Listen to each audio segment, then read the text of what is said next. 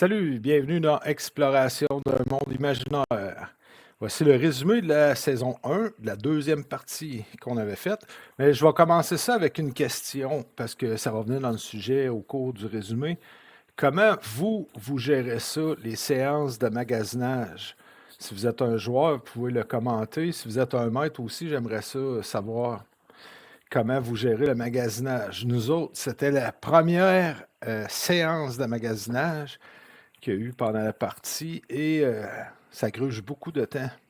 Alors, il y a sûrement des petits trucs pour raccourcir. Je ferai des vidéos conseils ultérieurement là, pour en parler, mais je pourrais peut-être vous mentionner des trucs que vous avez à m'apporter. Donc, pour revenir au résumé, attends, je peux bien mettre un petit son d'ambiance avec ça. Puisque les aventuriers en deux parties parce qu'ils ont des personnages secondaires et des personnages principaux. La façon dont je procède après avoir fait les erreurs de la première partie où j'alternais puis que ça mélangeait les joueurs, on a fait ça en courte introduction avec les personnages secondaires pour ensuite prendre les personnages principaux et jouer toute la partie. Alors, dans le personnage secondaire, toujours au Cormire, après s'avoir rendu dans une auberge, Adrien le maréchal, qui se présente comme étant un prêtre de Tempus, prend les leads et propose de former une milice pour se défendre des attaques que la rumeur dit que viendraient de Sembien. Alors, il lève un campement et commence à s'entraîner. Après avoir raconté, fait les présentations. Bon, ensuite, on passe au personnage principal. Les aventuriers qui, là, sont des enfants, apprennent que leur mère Caroline est enceinte et que leur petit frère Charles Junior a disparu mystérieusement, âgé seulement de 4 ans. Donc, ça limite un peu les recherches. Même si eux sont à 3 km du village de Darkshelf, ils savent bien que le jeune n'est pas parti à marcher vers le village. Là, on ne se tape pas une marche de 45 minutes à l'âge de 4 ans. Aussi, je vous présente la map de Darkshelf qui se trouve être la première map que j'avais faite avec l'outil Incarnate. Je vais continuer ma série de vidéos sur les outils que j'utilise et que nous utilisons pour jouer en ligne. Donc, ça donne ce que ça donne avec le peu de connaissances et de pratiques que j'avais à ce moment-là. Et je voudrais savoir aussi si vous utilisez des noms de personnages, des inspirations qui proviennent de d'autres sources, exemple de séries, de films, de bandes dessinées, de livres. Moi, j'ai fait un crossover avec La Petite Maison dans la Prairie, entre autres. Alors, ce village est inspiré du village de La Petite Maison dans la Prairie et j'ai pris des personnages de La Petite Maison dans la Prairie pour les introduire en tant que PNJ. Alors, c'est drôle, il y en a un qui s'en est aperçu à un moment donné. Fait que ça a quand même été bien comique. Je vous présenterai le personnage du révérend. Alors, quand on commence la partie, ben, c'est ça, ils apprennent. Ils avaient appris en fin de partie de la première que leur mère était enceinte et que leur petit frère a disparu. C'est resté en suspens.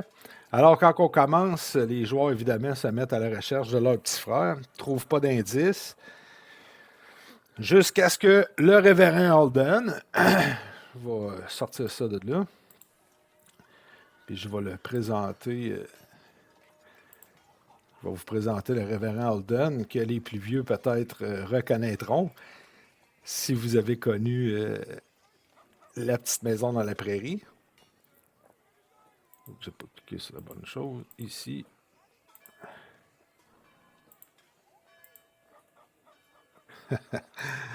Alors, le voici. Je l'ai laissé tel quel.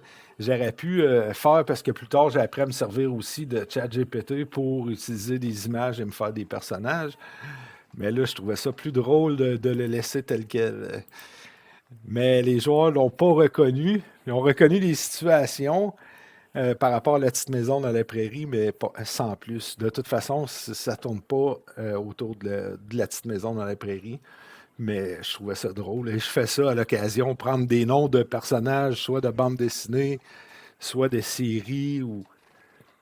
Euh, Fait que c'est ça. Ça met du drôle un petit peu. Même si des fois, je m'en sers aussi, parce que ça peut être une référence pour la personnalité du PNJ en tant que tel.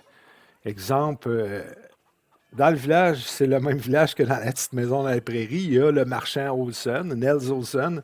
Alors, je le joue un peu comme dans la série il est joué. Et sa femme, Harriet, qui est hautaine et vaniteuse, comme dans les mêmes traits de personnalité qu'elle a dans la série. Mais elle, j'y ai fait une image d'intelligence artificielle à part, pour aussi une question de droit d'auteur. Mais je trouve ça drôle et ça me fait des repères plus faciles aussi parce qu'à force de voyager, ça en fait beaucoup des personnages non joueurs à retenir. Fait que pour m'aider, j'utilise aussi Obsidian Portal, mais ça aussi, j'y reviendrai dans une vidéo ultérieure. Alors, ensuite, qu'est-ce qui arrive? Le révérend Alden se présente, vient rendre visite et veut engager les enfants parce qu'il est vieillissant. Il s'en va à l'île. On appelle ça, c'est la quête de l'île, les dragons de l'île aux tempêtes, mais j'appelle ça l'île aux tempêtes dans notre histoire. Alors, vu qu'il va à l'île aux tempêtes, il a besoin de jambes et de bras pour effectuer un certain travail. Quand il va à l'île, il y a une entente.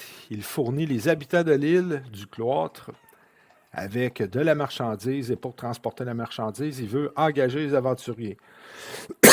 Excusez.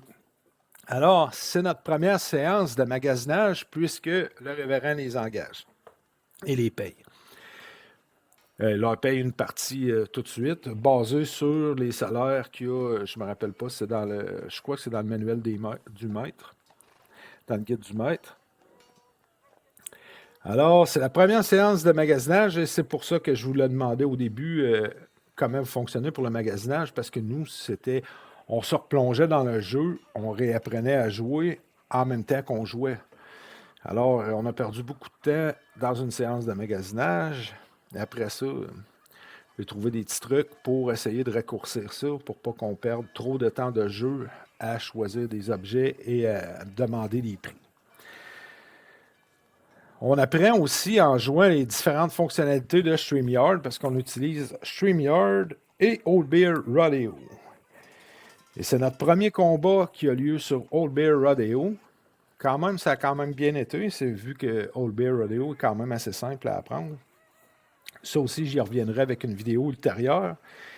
Mais quand on joue en ligne, des fois, il y a des connexions qui bug, dont la mienne, puisque j'utilise mon portable et je le surcharge de programme ouvert. Ça tire du jus pas mal.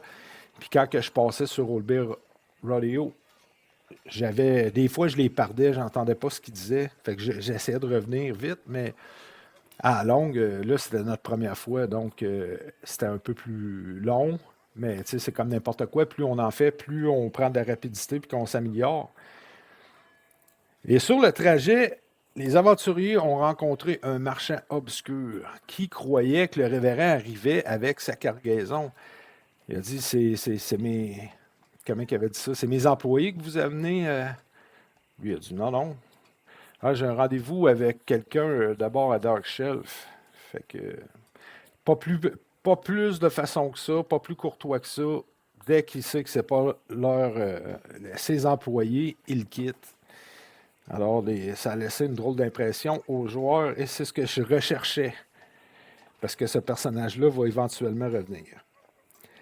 Une autre affaire que je voulais vous questionner, c'est l'initiative. Nous, à partir de là, tu sais, Donjon Dragon, c'est comme en deux parties. Il y a le roleplay et ensuite, il y a ce qu'on appelle le wargame.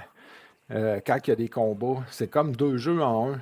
Et ce qui fait une trop grosse frontière entre les deux jeux, c'est quand c'est le moment de dire il va y avoir de l'action, tirer les initiatives. Alors, c'est là que j'ai trouvé un truc que j'utilise depuis, c'est de tirer l'initiative avant les parties. J'en tire 5 pour chaque personnage, puis même s'ils ne servent pas, ils servent plus tard pour les parties ultérieures. On n'a pas besoin de les retirer. Alors, c'est plus fluide quand on arrive dans l'action au lieu de dire, bon, initiative. puis que ça marque un break, puis que là, le monde, tu sais, s'il y a comme un délai, le monde tire leur initiative, dit les chiffres, il faut que je prenne ça en note. Alors, c'est plus rapide de cette façon-là. Alors, et voilà pour cette deuxième partie. On finit ça que ils partent de Dark Shelf pour se rendre à Derlusk, dans les royaumes frontaliers, afin de prendre un bateau. Ils arrivent, on arrête la game un petit peu avant Dark Shelf, avant Derlusk, pardon, et on va reprendre là à partir de la partie numéro 3.